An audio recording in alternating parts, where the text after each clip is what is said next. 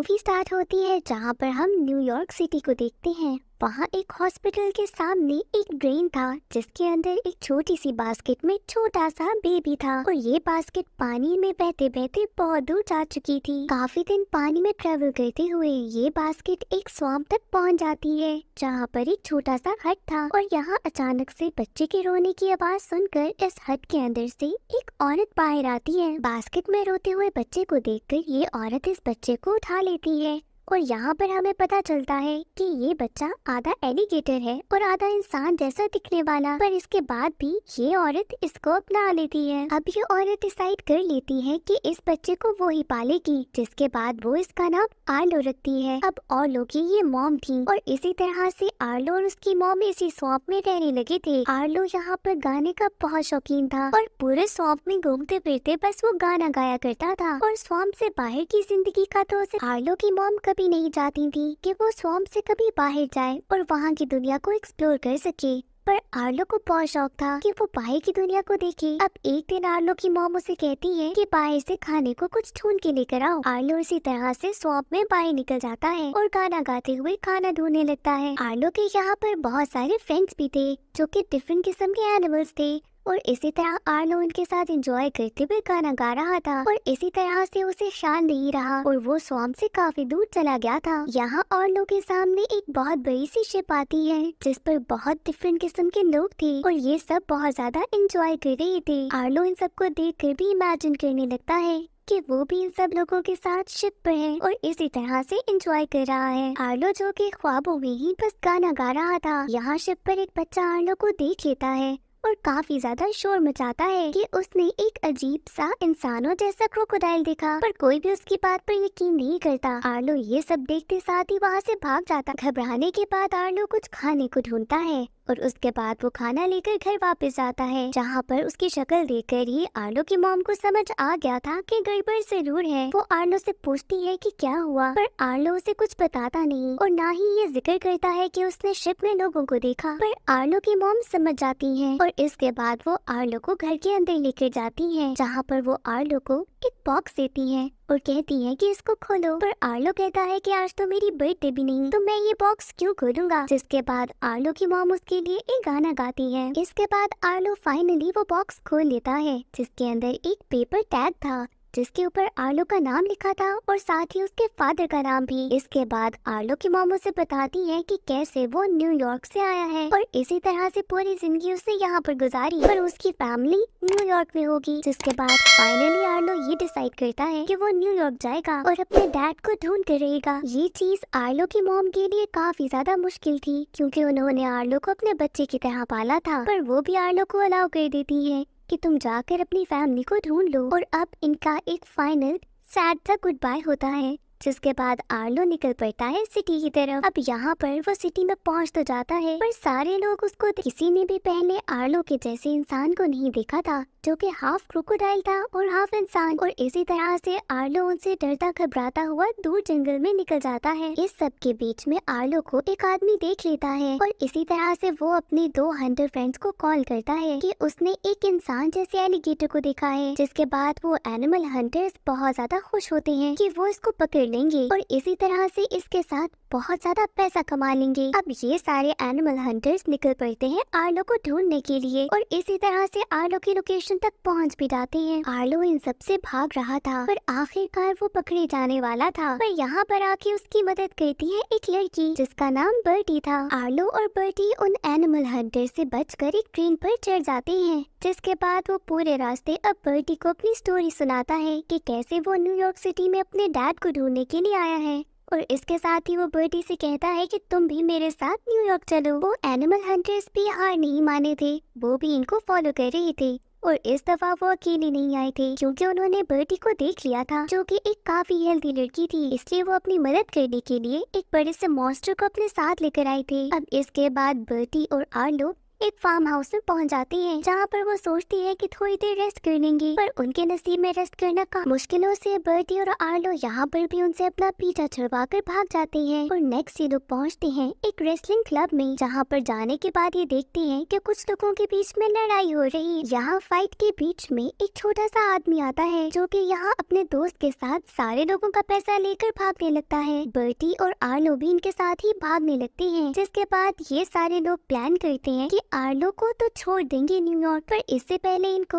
अपने एक फ्रेंड को रेस्क्यू करना होगा। आर्लो रास्ते में इनको भी कहता है कि तुम लोग मेरे साथ न्यूयॉर्क सिटी में ही सेटल हो जाओ, मैं अपने डैड को ढूंढने जा रहा हूँ। अब यहाँ पर ये सब प्लान करते हैं कि पहले एक्वेरियम जाएंगे, जहाँ पर आधा फिश और आधे इंसान जैसे दिखने वाले अपने दोस्त को बचाकर ये लोग न्यूयॉर्क पहुँच जाएंगे। ये सब एक वैन में फाइनली उस एक्वेरियम में पहुँच जाते हैं, जिसके बाद ये बहुत आसानी से उस फ्रेंड को छुड़वा भी लेते हैं। अब इनका नेक्स्ट स्टॉप था न्यूयॉर्क। ये सारे लोग प्लान करते हैं कि रात को थोड़ा रेस्ट कर लें। दूसरी तरफ वो एनिमल हंटर्स अब भी आर्लो का पीछा नहीं छोड़े थे। वो किसी तरह से उस फाइटिंग क्लब में पहुंच जाते हैं। वहाँ बहुत सारे लोगों ने आर्लो को तो देख ही लिया था, जिसके बाद वो एनिमल हंटर्स वहाँ एक आदमी को पकड़ लेते हैं और बहुत ज्यादा टॉर्चर करने के बाद आर्लो की काफी ज्यादा इंक्वायरी निकाल ही लेते हैं, जिसके बाद उनको पता चलता है कि आर्लो न्यूयॉर्क जा रहा है। इसके बाद ये एनिमल हंटर्स भी प्लान करते हैं कि न्यूयॉर्क ही डायरेक्ट जाया जाए, ताकि वहाँ पर आर्लो से पहले पहुंचकर उसका वेट करें, और जैसे ही आर्लो न्यूयॉर्क पहुंचेगा वो उसको पकड़ लेंगे। पर दूसरी तरफ आर्लो अपने दोस्तों के साथ न्यूयॉर्क पहुंच चुका था, पर यहाँ पर सबको एक टेंशन थी कि इतने बड़े सिटी में किस तरह से आर्लो के डैड को ढूंढा जाएगा। ये सब अभी इसी सोच में थे कि सामने ही एक बहुत बड़ी सी स्क्रीन पर एक एड प्ले होता है, जहाँ पर पता चलता है कि आर्लो के डैड एक बहुत बड़े बिजनेसमैन है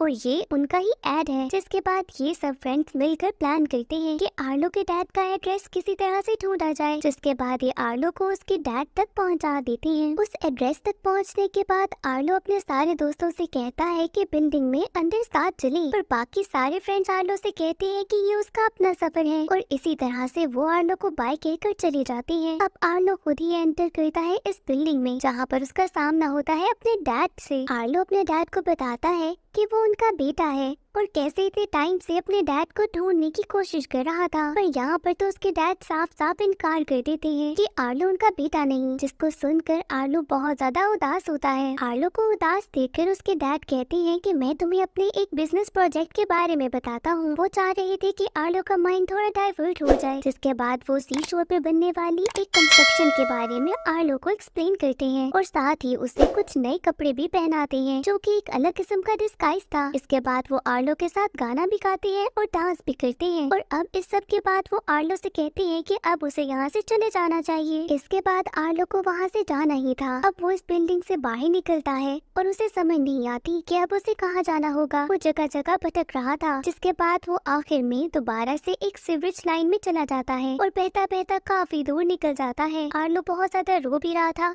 और उदास तो था ही, बेचारे का दिल टूट चुका था। अब जब वो सीवरेज लाइन से बाहर निकलता है तो उसको नजर आता है कि उसके वही सारे फ्रेंड्स पास हैं। आर्लो फ्लो करते करते उस सी शोर तक पहुंच चुका था। ये वही जगह थी जहाँ पर उसके डैड का नया प्रोजेक्ट होने वाला था। यहाँ बर्टी आर्लो से कहती है कि तुम्हें उदास होने की कोई जरूरत नहीं। अब इतनी देर में इनके पास उड़ता हुआ एक पॉम्फलेट आता है, जिसमें एक आने वाले फंक्शन के बारे में लिखा था। ये उसी जगह का पॉम्फलेट था जिसकी इनॉग्रेशन होने वाली थी। अब बर्टी और बाकी सारे दोस्त आर्लो से कहते हैं कि तुम्हें हार नहीं माननी चाहिए और एक बार फिर से अपने डैड को एक्सप्लेन करने की जरूरत है। आर्लो और उसके सारे दोस्त अब उस फंक्शन वाली साइट पर पहुँच जाते हैं, जहाँ पर बहुत सारे लोग भी थे और उसके डैड भी वहाँ पर ही थे। अब ये बैक स्टेज से किसी तरीके से उस जगह पर पहुँच जाते हैं, और साथ ही हम देखते हैं कि वो एनिमल हंटर्स भी यहाँ पर पहुँच चुके थे और आर्लो को पकड़ने की फुल कोशिश में थे। आर्लो अपने डैड को देखता है और कोशिश करता है कि उनसे बात करे, बट वो आर्लो की कोई बात सुनने को रेडी नहीं थी। जिसके बाद वो स्टेज पर जाते हैं और वहाँ पर जितने भी लोग मौजूद थे उनसे स्पीच करने लगते हैं और उनको एक्सप्लेन करने लगते हैं अपने न्यू प्रोजेक्ट के बारे में। आर्लो फिर से काफी सैड होता है, जिसके बाद बर्टी उसे आइडिया देती है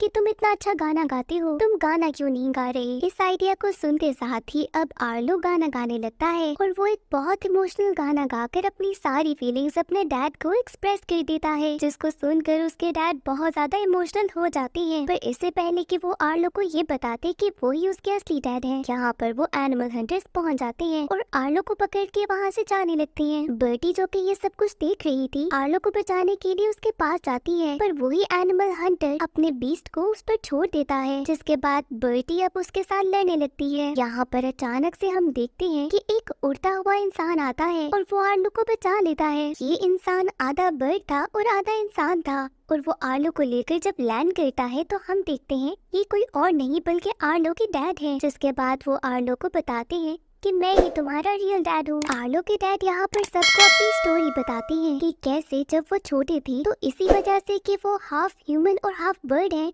उनका बहुत ज्यादा मजाक उड़ाया जाता था और कोई भी उनको एक्सेप्ट नहीं कर रहा था। जिसके बाद उन्होंने ये डिसाइड किया था कि एक दिन वो बहुत बड़े आदमी बनेंगे और अपने बिजनेस से लोगों को इन्फ्लुएंस करेंगे, और इसीलिए उन्होंने अपनी आइडेंटिटी को भी छुपा दिया था। और जब उनका बेटा हुआ जो कि हाफ एलिगेटर और हाफ ह्यूमन था, वो नहीं चाहते थे कि आर्लो की वजह से उनकी आइडेंटिटी लोगों के सामने आए, इसी वजह से उन्होंने आर्लो को भी खुद से अलग कर दिया था। अब आर्लो के डैड उससे सॉरी कहते हैं और बताते हैं कि तुम मेरे साथ चल सकते हो। जिसके बाद आर्लो खुश होता है और डिसाइड करता है कि वो अपने दोस्तों को छोड़ना नहीं चाहता और वो उनके साथ ही रहना चाहेगा। जिसके बाद आर्लो के डैड उनको कहते हैं कि वो इस सी शोर के पास जगह के ऊपर रह सकते हैं। आर्लो अपने दोस्तों के साथ यहाँ पर ही अब जिंदगी गुजार रहा था। एंड पे हम देखते हैं कि आर्लो अपनी स्टेप मॉम को एक लेटर लिखता है, जहाँ पर वो एक्सप्लेन करता है कि कैसे उसने अपने डैड को ढूंढ लिया है और वो यहाँ सी शोर पे बहुत सारे दोस्तों के साथ रह रहा है और वो बहुत खुश है। जिसके साथ मूवी एंड हो जाती है।